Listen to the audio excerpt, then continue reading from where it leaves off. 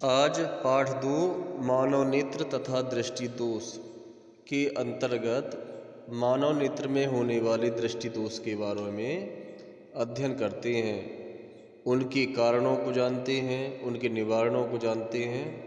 तो चलो आज स्टार्ट करते हैं दृष्टि दोष। तो मानव नेत्र में निम्न प्रकार के दृष्टि दोष पाए जाते हैं। निकट दृष्टि दोष, जिसे इंग्लिश में मायोपिया कहते हैं या शॉर्ट साइटनेस कहते हैं। दूसरा दोष होता है दूर दृष्टि दोष, जिसे इंग्लिश में हाइपरमेट्रोपिया अथवा लॉन्ग साइटनेस कहते हैं।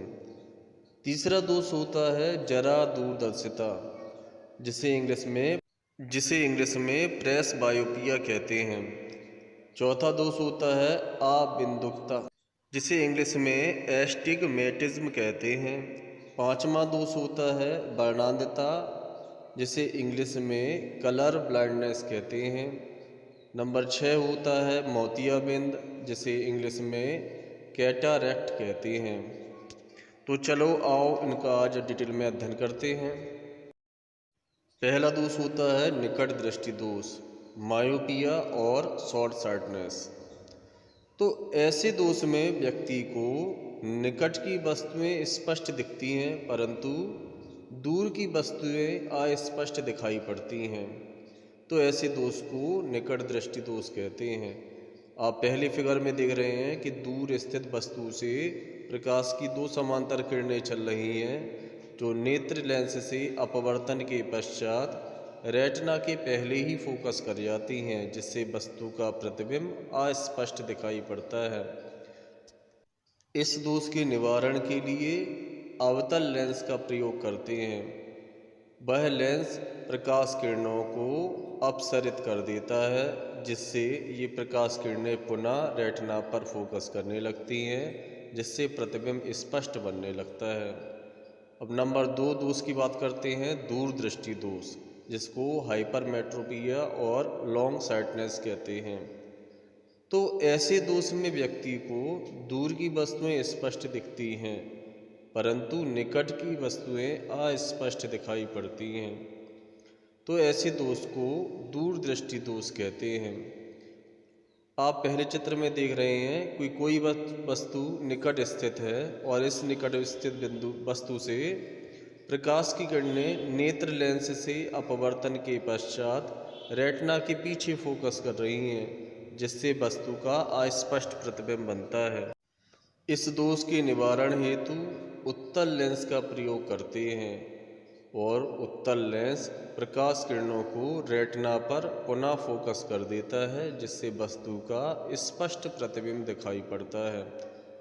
इन दोषों के बारे में हम पहले ही बता चुके हैं, दोनों के बारे में। अब बात करते हैं नंबर 3 जरा दूरदर्शिता, जिसको प्रेस बायोपिया कहते हैं। तो ऐसे दोष में व्यक्ति को ना तो निकट की और ना ही दूर की वस्तुएं स्पष्ट दिखती हैं, यानी कि ना निकट की वस्तुएं दिखाई पड़ेंगी ना ही दूर की दिखाई पड़ेंगी। क्यों? क्योंकि नेत्र की समंजन क्षमता घट जाती है, जिसके कारण वस्तुओं के अस्पष्ट प्रतिबिंब दिखाई पड़ते हैं, जिसे जरा दूरदर्शिता कहते हैं। सामान्य तौर पर यह आयु में वृद्धि के साथ साथ आ जाता है। पक्षमापी पेशियों की शक्ति में कमी के कारण या नेत्र लेंस में लचीलेपन की कमी के कारण नेत्र में जरा दूरदर्शिता आ जाता है। ऐसे दोष के निवारण हेतु द्विफोकसी लेंसों का बना अर्थात उत्तल एवं अवतल लेंसों का बना चश्मा प्रयोग करते हैं।